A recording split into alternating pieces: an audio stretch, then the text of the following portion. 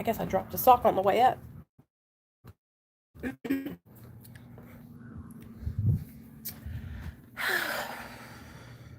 Hey guys, what's up? I'm gonna go check the mail while I talk to you guys. So I just got done. I was actually online just watching videos on YouTube, and I ran across this video on, I think it's Inside Edition, and it was talking about, hey Cindy, it was talking about a girl in a Colorado jail gave birth to her baby all alone in the jail cell, and it's caught on surveillance, and no one came to help her. None of the jailers or the sheriff, anybody that worked at the jail, they just left her in there to give birth to her baby all alone in a jail cell in Colorado. And her charges that she got arrested for were identity theft. And she had come in 2 weeks prior, and so she had been locked up for 2 weeks, and they knew she was pregnant, and instead of getting her the medical attention that she needed, they just left her in there to give birth to her baby. And anything could have happened. She could have had complications. She could have died, and they're just sitting there watching her, struggling in pain. And oh gosh, so sad, you guys. I swear to God, these jails, they don't give a damn about anybody. I've been to prison. I've been to jail, county and state, and they don't give a damn. They don't give a damn about nobody but about that money, except for that money. I'm going to go and sit down in the computer room and talk with you guys, but I had to go get the mail real quick. Isn't that awful?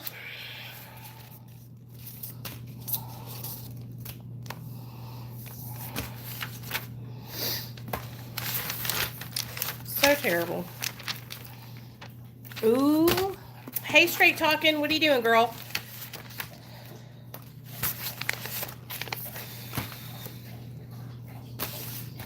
All right, I just had to check the mail real fast. Okay, let's go chat for a little bit. Okay, so as you can see, I'm home now. I went and did my walk-in and working out, getting some energy and my heart pumping. Oh, I know. I saw that you're going to do a live stream about Jacqueline Hill. I'm glad you're feeling better, girl. I heard about your fall. Annie told us.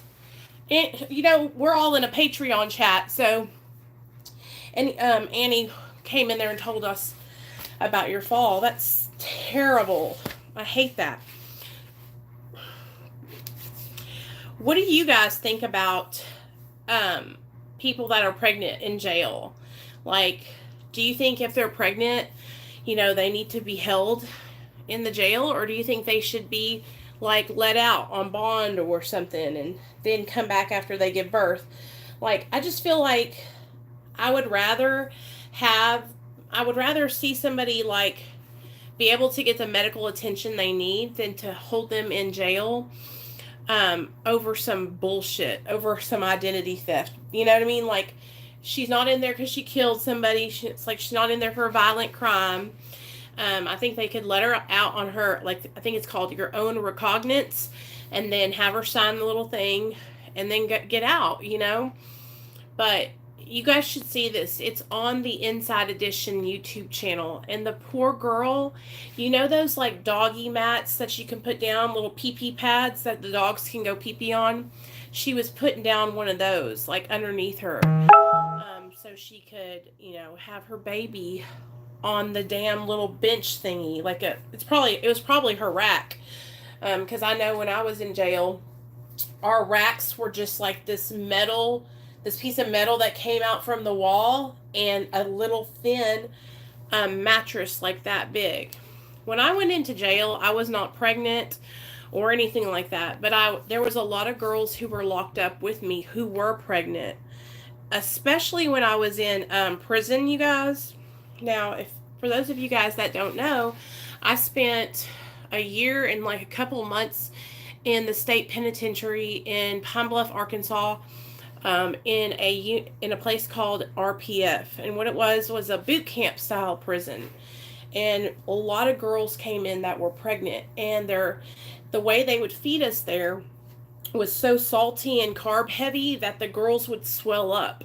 Their ankles would be swollen. I mean, it was just so sad. And it would be hot outside, and they would have to march in the deuce with us. They had to work, and it was just like, and then they had to have their babies. Hey, Camilla. And then the people would take their babies from them, you know? Hey, hearts. And I know for me, like when I had Nathaniel, one of my biggest fears when I was giving birth to him in the free world was having, CPS come and take him from me right after I gave birth to him. And so I can't imagine being in prison and giving birth to your child and having your child taken from you. Like, I think that is so wrong. I think that if someone is pregnant and they're in prison or jail, hey, Loco, what's up? Thank you. I appreciate you. I subscribed to your channel when I was over there on DeBreezy's channel.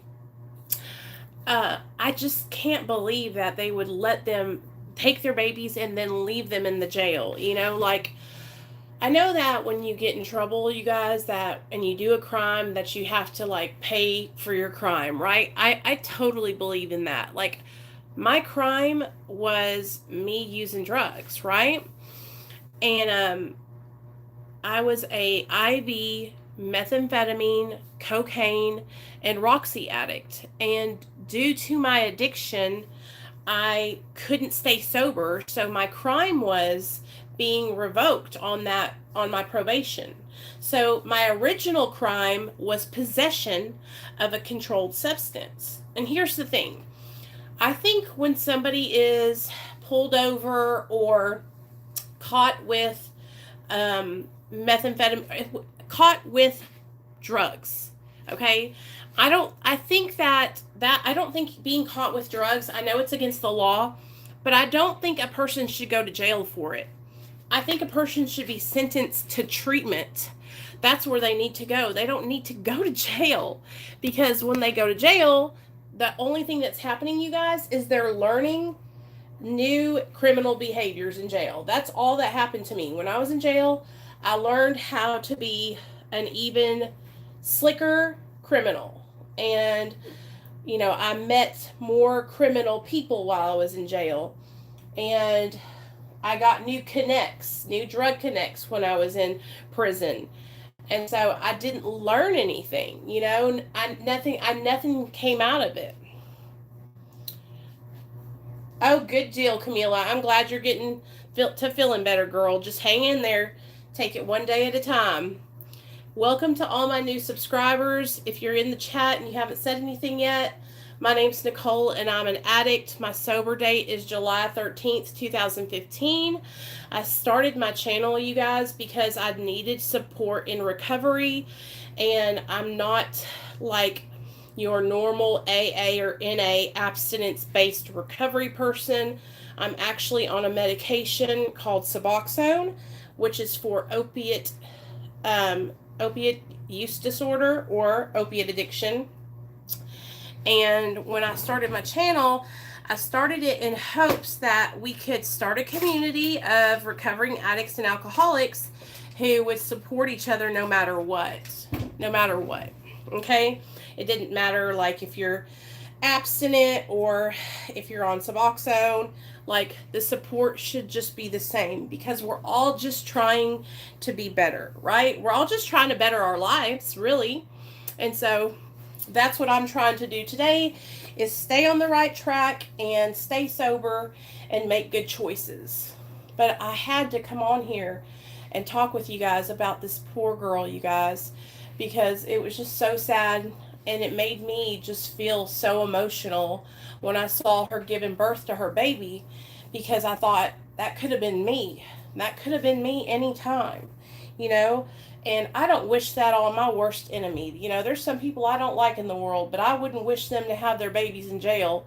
It's the worst thing that could ever happen to a person. you know, not having their child given to them when they give birth. So, anyway, what's everybody up to? Are y'all having a good Thursday? Are y'all ready for Friday? I know I am. Shit, I'm ready for Friday. Me and my husband and my son, we went to Chuck E. Cheese today to play games. We went to the park. We went out to eat.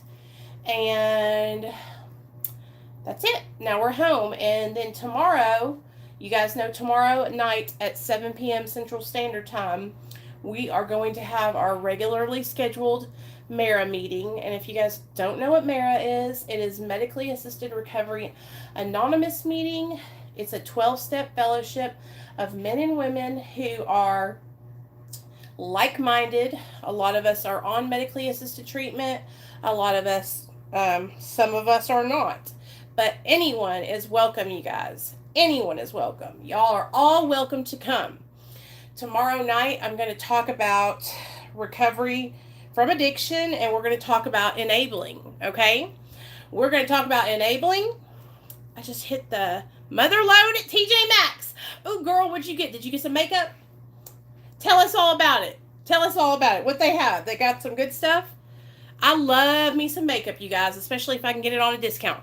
Oh, that's what I was going to talk to you guys about, too. So, my girls, listen up. You know, the Ulta 21 Days of Beauty sale is coming up. And so, and did you guys see the new Pat McGrath palette that came out on Sephora? It's only $28, and it is beautiful. Beautiful. Line Crime. Oh, cool. I'm excited to see what you got, girl. I love me some makeup. I mean, you probably can't tell because I don't have any makeup on right now. I'm putting paper clips in my hair, y'all. Okay, cool. Yeah, you'll fit in here, good here, Loco. We're all crazy. Let me tell y'all a story. Since Loco is new to the channel, I used to hang out with this guy named Loke. We called him Loke, okay? And his real name was Shane, but we called him Shane. And sorry about that, y'all. That's my fucking notification. Sorry. So Loke was crazy. I mean, this dude was addicted to shooting cocaine, right? Shooting cocaine. And he would shoot so much cocaine that he would strip down to nothing but his tidy whities and run around his house, you know, in tidy whities. And answer the door with like a gun. That's how skeezed out he would get from being high on coke. Well, I had lived with this guy for like 6 months, and oh, you guys, let me just tell you, I used to have to clean up after him and his friends. I'm talking like just grossness. But they called him Loke because he was crazy. So anyways, long story short, nowadays he actually got in trouble for kidnapping a girl, right? And I have texted you to call. Did you change your number? No, I didn't change my number. You texted me like 2 days ago, girl, remember? Like 2 days ago. I didn't change my number. I just got a new phone. Same number though. It was just a crazy situation because we all lived there, and we were all just running and gunning, back and forth. Yeah, I lost contacts, but I got your text, and I programmed your number in my phone, Camila, unless you just texted me recently, and then I hadn't really looked at my texts in the last couple of hours, though. Or I could have just went and read it and then not said anything. Sometimes that happens, too. Yeah, I'm pretty sure I programmed you in there, though, girl. Did you, Camila? Girl. Oh, listen, Loke, I've got so many other stories for you. Okay, story time, because Loke's new to the channel. Let's break him in, y'all. Ready? Let's go. Okay, so I'm going to tell you guys a story about, let me think.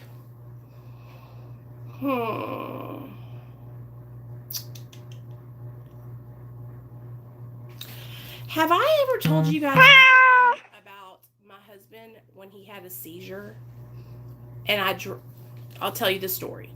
Okay, so in 2012, I met my husband. Okay, and we were in our active addiction. Okay, when I met my husband, he was shooting meth and Roxy's, and I was shooting meth and Roxy's, and we met and we fell in love, right?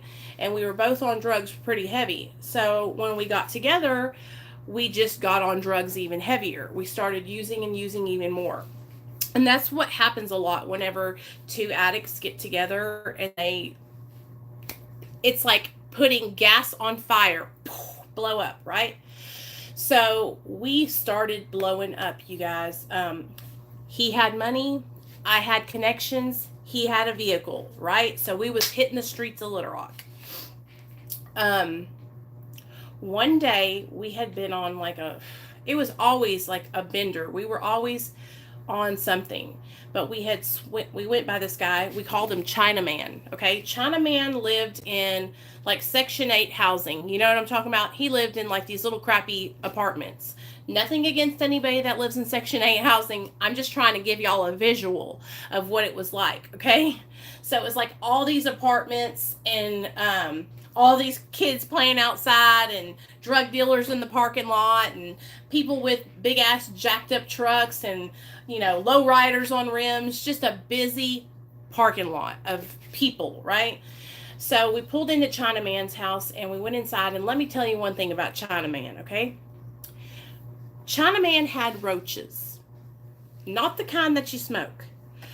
I'm talking about Chinaman had roaches so fucking bad that the roaches were having baby roaches. Have you guys ever seen baby roaches? I'm talking roaches that are as small as the tip of this pin because the big roaches are giving birth to the other roaches. That's what the tea was. This dude had roaches everywhere. So we would go in and we would always bring a drink because we knew we was fixing to buy pills, and we would just take them because usually it was like a Xanax or something. So we went in and we bought a bunch of Roxy's and a bunch of Xanax. And we took our Xanaxes right there because that's how me and Neil rolled. We always took our pills as soon as we could, right? Hey, Miles. So we took them Xanaxes and we got in the car. And at the time, my husband, we had a rental car because we had wrecked his Xterra. And the way we wrecked his Xterra was we were on 12th Street and we were going to the crack man's house and we were driving, and my husband rear-ended this guy in front of us, right? And so I was wanted, right? And when I'm wanted, you guys, I don't play no games. If the law is coming for me, I'm running. Okay, so Neil rear-ended this guy. I had no shoes on, no socks on. I jumped out of the front seat and I bolted, ran across the street and went and hid, right? So I was not going to jail. Okay. So that's how we had to get a rental car. So we were driving a badass Nissan. It was like an Altima or a Maxima. Real nice, real fast, real pretty car. Okay, my husband had real good insurance. So we jumped in the car and we were driving home, right? And at the time we lived in this real big high-rise apartment. And there was a Chick-fil-A right beside our apartment. So I was like, whenever you pop Xanax bars, you guys, if you don't know, you want to eat everything in sight, okay? Like Xanax makes you have the munchies. So we pulled into the Chick-fil-A and I ordered 2 strawberry shakes, 2 of the chicken sandwiches with the waffle fries, okay? And so we had 2 big strawberry shakes and 2 bags of food. I was like, all right. And we pulled out of the Chick-fil-A and I look over and my husband is seizing. He's like seizing, like shaking violently. And I'm like, holy shit, what's going on? We're going to fucking die. So I grabbed the steering wheel and we turned into the parking lot of our apartment building. And I threw the car in the park and I got out and I was like, help. I think he's having a seizure. And so a bunch of my homeboys from upstairs, they were outside smoking cigarettes and stuff. Sorry, guys. They were outside smoking cigarettes, and so they came over to help me. And I was like, dude, we need to get him out of the car and get him some fresh air. So we pulled him out of the car and laid him on the concrete. And he was still, like, laying there, like, seasoned. His hands were going like this, and he was, like, choking on his tongue. It was so scary, you guys. So I was like, okay, put him back in the car. So we put him back in the car on the passenger side. And I was like, listen, I got to take him to the hospital, all right? Now, remember, you guys, I have taken, like, hella Xanax bars. I didn't get to eat any of my food. Like, I am driving high as hell. Well, the hospital was literally, here is my apartment. Here is the red light. Across the street, there is the hospital right there. All I have to do is make it across one intersection to get to the hospital. So guess what? I get in the car and I'm driving, and I pass by the hospital. I go across the intersection, past the first hospital, St. Vincent's. Doesn't even cross my mind that I need... It's like I went into a Xanax bar blackout. Then there's a second hospital about 10 feet past the first one, UAMS. Whoop, passed right by that one. Your girl passed by 3 hospitals, drove all the way into downtown Little Rock, and crashed the car into a brick wall.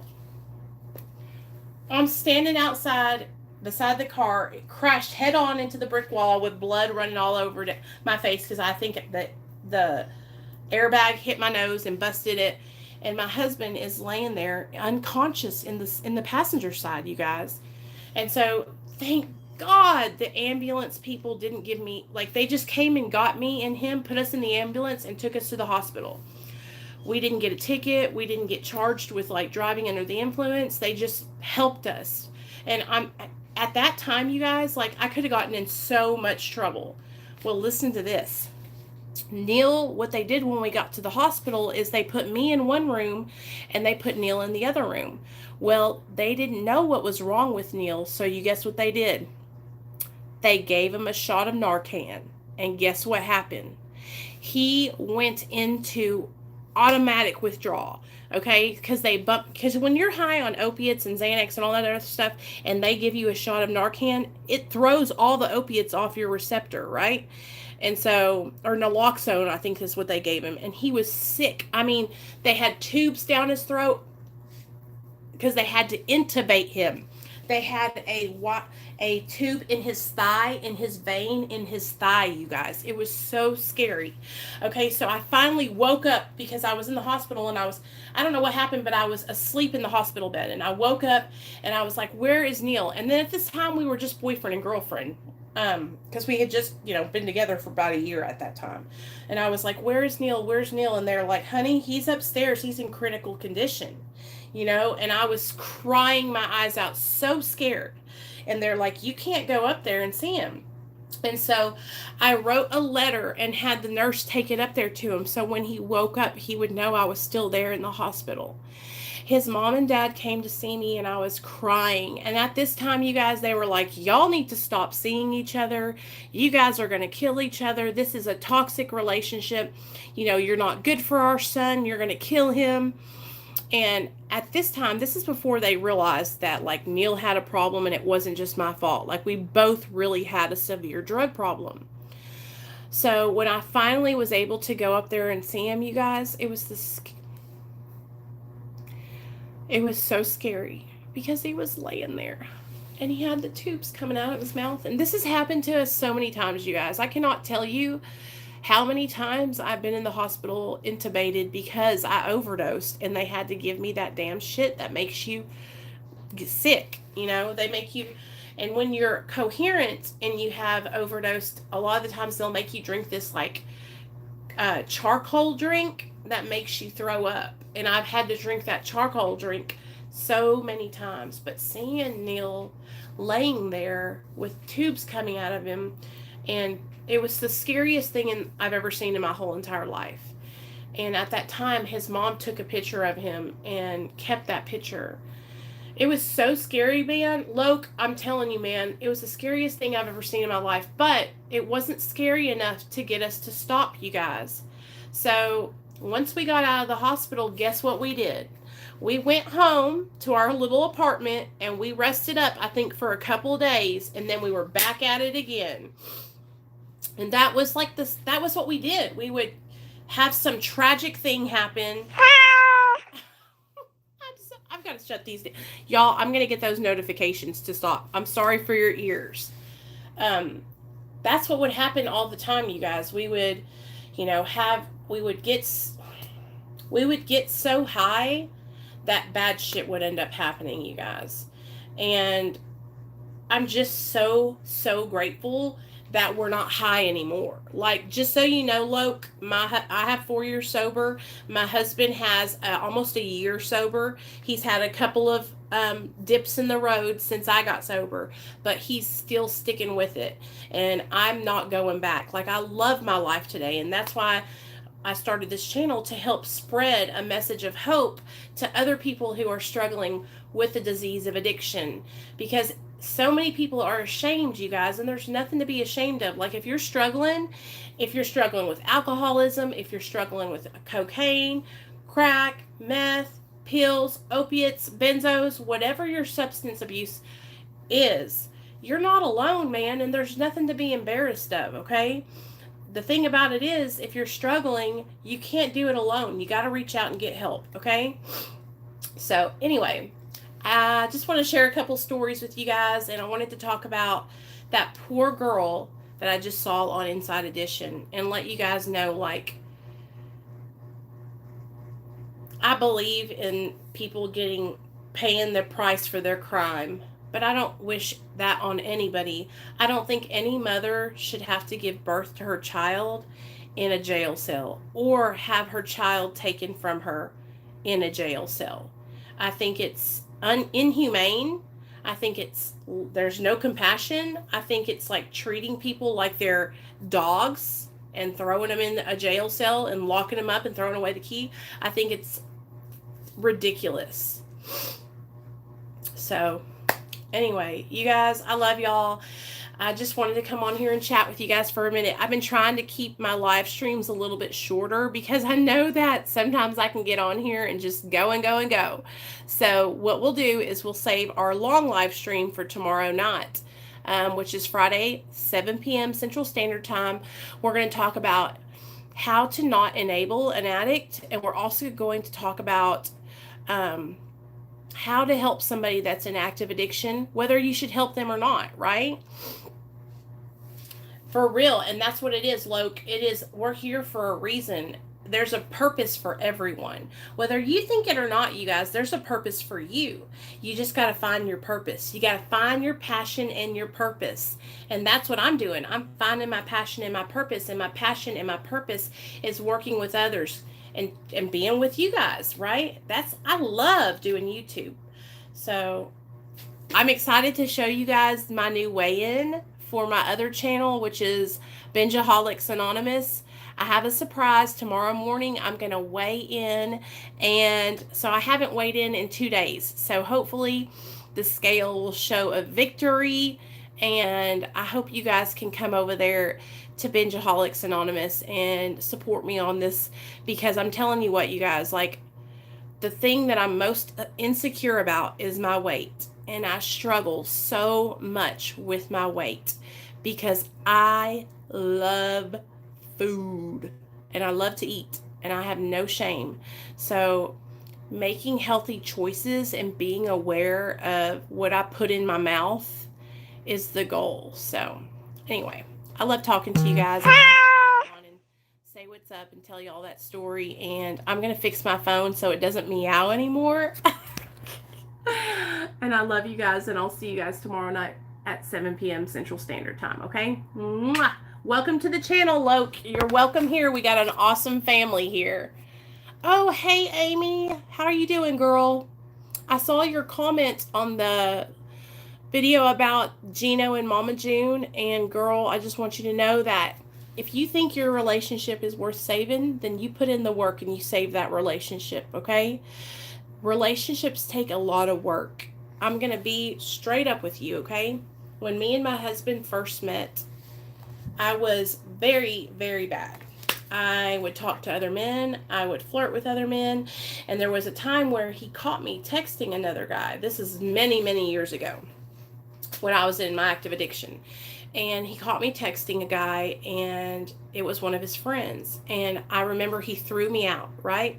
He threw me out of the house, and like my parents had to come, like I went back to Hot Springs to live with my parents. That's how bad it was. He just threw me out. And I thought, oh my God, I've ruined the best relationship I've ever had, because I'm over here trying to just be a little hoochie mama, right? He gave me a second chance, you guys, and I've never looked back since. Never looked back. And I love him more than anything. I would never, ever risk our relationship ever again. It's not worth it. And that's what it took for me to realize that he is worth it. He is way worth any infidelity.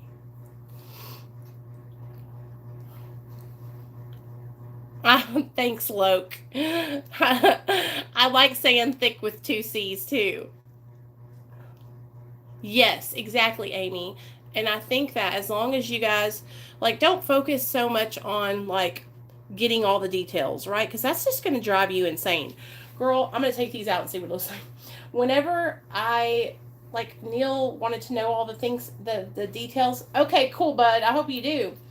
I just, it's, what's done is done. It's in the past, right? Can't change it. All we can do is move forward from it. So that's what you got to do, okay? Just move forward from it and don't worry about it, okay? Don't worry about it. He loves you. If he didn't love you, he wouldn't be with you right now, right? Oh, girl, I totally understand. I'm so crazy that I can't hear about that kind of shit. Like, I don't even want my man looking at another person in the grocery store. If I could get, you know those things that horses wear that they put the things on the side of their eyes like this? I think they need to make those for men. So my husband can have some, so that way I don't even have to worry about him looking at nobody. Okay. Hey, Casey, how are you doing, bud? I hope you're doing okay. We missed you. Hadn't seen you around in a couple days.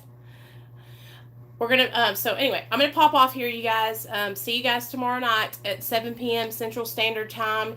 And if you want to kick it with me more often, like I said, I have the second channel. I'll link it in the comments below. It's called Bingeaholics Anonymous, and it's linked in my community tab too. So I love you guys. I hope you have a great night, and I'll see you guys tomorrow at 7 p.m.